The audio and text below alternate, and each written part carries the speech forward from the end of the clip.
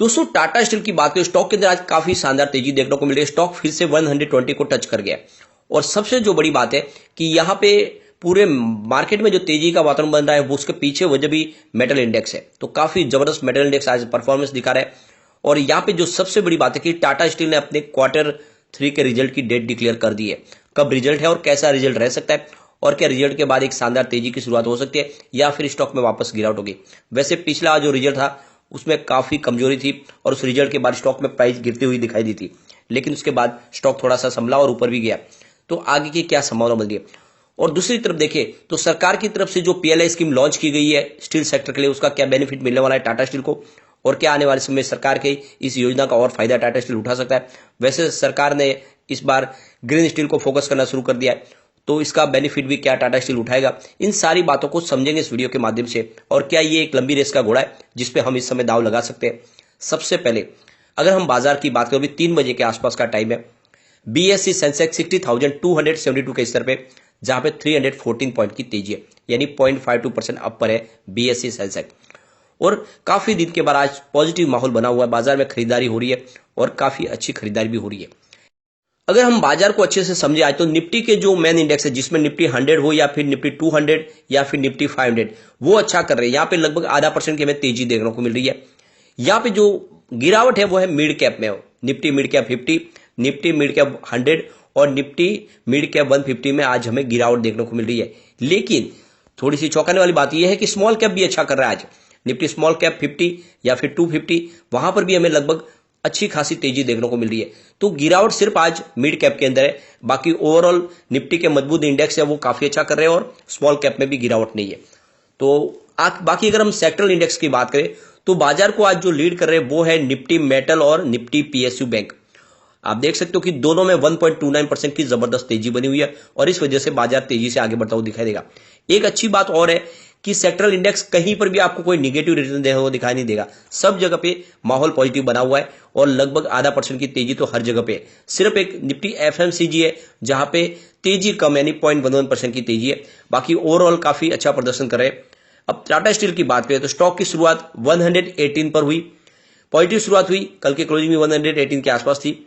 जो लो है वो 118 का ये दिन का, और जो हाई है वो 121 का है। तो पिछले दिनों इसने 121 की हाई बनाई थी, उस वहां तक आज फिर से पहुंच गया है।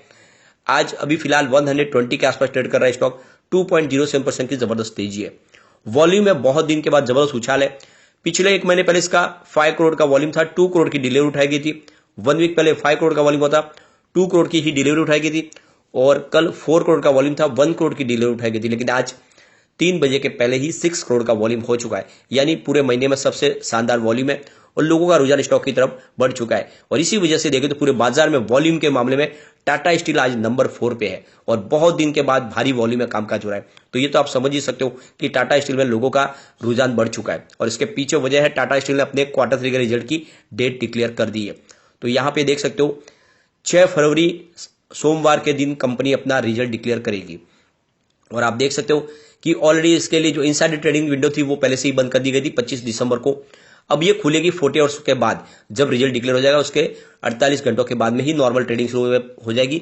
तब तक जितने कंपनी से संबंधित लोग हैं उन सबके लिए ट्रेडिंग विंडो क्लोज की गई हुई है। तो यहां पे देख सकते हो कि रिजल्ट इस बार कुछ पॉजिटिव रहने की संभावना, पिछली बार तो काफी ज्यादा कमजोरी रह गई थी प्रॉफिट के अंदर। अगर हम पिछले 1 साल की बात करें तो सितंबर 2021 में इनका रेवेन्यू 60,387 करोड़ के आसपास था, जिसमें थोड़ी सी कमी रही। सितंबर 2022 में ये 59,878 करोड़ के आसपास रहा था। तो ये आप समझ सकते हो कि पिछले सितंबर में हमें रेवेन्यू थोड़ा सा कम होता हुआ दिखाई दिया, लेकिन प्रॉफिट में तो बहुत बड़ी गिरावट हुई। सितंबर 2021 में जहां पे इनका प्रॉफिट 11,918 करोड़ के आसपास था, उसमें लगातार गिरावट होते हुए सितंबर 2022 में मात्र 1,514 करोड़ तक आ गया। बहुत ही जबरदस्त गिरावट हुई, लेकिन इस बार कुछ प्रॉफिट में बढ़ोतरी हो सकती है। और एक बात आपको और खास ध्यान रखनी है कि पिछले 4 साल की बात करें तो 2022 सबसे शानदार है टाटा स्टील के लिए। आप देख सकते हो 2019 में इनका टोटल जो रेवेन्यू था वो 1.59 लाख करोड़ का था और इनका प्रॉफिट था 0.10 लाख करोड़ का। लेकिन 2022 में इनका रेवेन्यू बढ़ के 2.46 लाख करोड़ तक पहुंच गया और इनका प्रॉफिट 0.40 लाख करोड़ तक पहुंच गया, यानी लगभग 4 गुना हो गया प्रॉफिट। तो ये तो आप समझ सकते हो कि भले ही पिछले रिजल्ट में हमने कमी देखी हो, लेकिन 4 साल में 2022 सबसे शानदार है और इस हिसाब से कह सकते हैं टाटा स्टील ने काफी कुछ अचीव किया। और वैसे अगर आप देखें तो कल आईसीआईसीआई डायरेक्ट की तरफ से जो बाय की कॉल दी गई थी, उनका जो टारगेट था 120 का, वो आज हिट हो चुका है। इन्हें काफी शानदार प्रदर्शन किया है। अब यहां पे जो सबसे अच्छी खबर है कि अपने 52 वीक के लो से 45% ऑलरेडी बढ़ चुका है स्टॉक। 23 जून 2022 को इसने 82.71 का लो बनाया था। सबसे जो अच्छी बात है कि पिछले 19 दिन से स्टॉक लार्जली बुलिश ट्रेंड में ही चल रहा है और वहां पे आपको पॉजिटिव माहौल बनता हुआ दिखाई दे रहा है लगातार। यहां पे देख सकते हो stock 5 day, 20 day, 50 day, 100 day और 200 डे मूविंग एवरेज से ऊपर ट्रेड करता हुआ दिखाई दे रहा है, यानी स्टॉक बहुत मजबूत लग रहा है।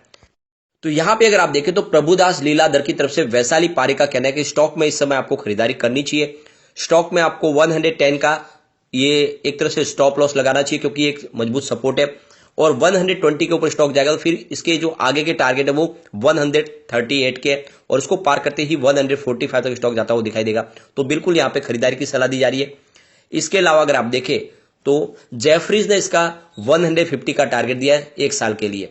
तो आप यहां पे देख सकते हो कि ग्लोबल ब्रोकरेज हाउस जेफरीज काफी ज्यादा बुलिश है इसको लेकर। आईसीआईसीआई डायरेक्ट की तरफ से इसका 127 का टारगेट है और आपको इसका जो स्ट्रॉन्ग सपोर्ट है वो 98 का, उसके ऊपर ट्रेड करता हुआ दिखाई देगा, वो स्टॉक ऊपर जाएगा।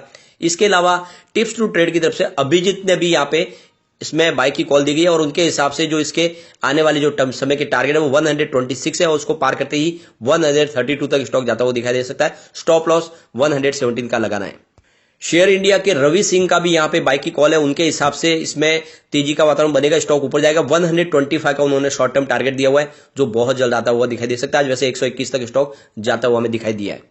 इसके अलावा आप देख सकते हो बोरंजा पोर्टफोलियो के जितेंद्र उपाध्याय का कहना है कि स्टॉक के अंदर एक हमें प्री बजट रैली देखने को मिल सकती है, यानी बजट के पहले ही एक अच्छी तेजी आती हुई दिखाई दे रही है और बिल्कुल वैसा ही हो रहा है, स्टॉक ऊपर की तरफ जाता हुआ दिखाई दे रहा है। यहाँ पे आप देखते हो सरकार ने पीएलआई स्कीम लॉन्च की गई है स्टील सेक्टर के लिए और यहाँ पे करीब 35 कंपनीज ने 79 जो एप्लीकेशन लगाई थी उसमें से 67 जो एंट्री थी उनको सिलेक्ट किया गया, जिसमें आप देख सकते हो कि टाटा स्टील भी शामिल है। इसके अलावा जेएसडब्ल्यू स्टील, जेएसपीएल और अमन्स इंडिया और सेल इंडिया, इन सब कंपनियों की एप्लीकेशन को मंजूर किया गया। इसके अलावा कल्याणी स्टील और श्याम मेटेलिक, इनकी कंपनियों की जो एप्लीकेशन थी वो भी मंजूर की गई। तो सरकार की तरफ से पीएलआई स्कीम का बहुत बड़ा बेनिफिट मिलने वाला है टाटा स्टील को। इसके अलावा स्पेशलिटी स्टील के लिए सरकार की तरफ से और कोशिश की जा रही है।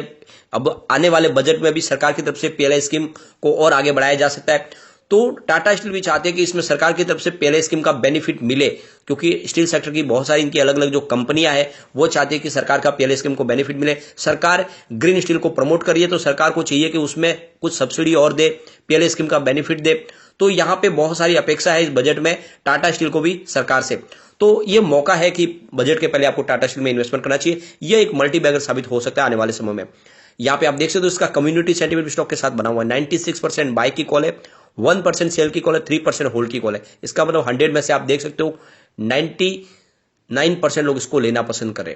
अब यहाँ पे एक बार पिवट लेवल को चेक कर लेते हो, यहां से गिर आउट होती है तो 117 का फर्स्ट सपोर्ट है, ये टूटा तो स्टॉक 116 तक जा सकता है, वो वहां तक पहुंचता फिर नीचे की तरफ और तीसरा सपोर्ट इसको 115 का देखने को मिलेगा, यानी 115 का मजबूत सपोर्ट है।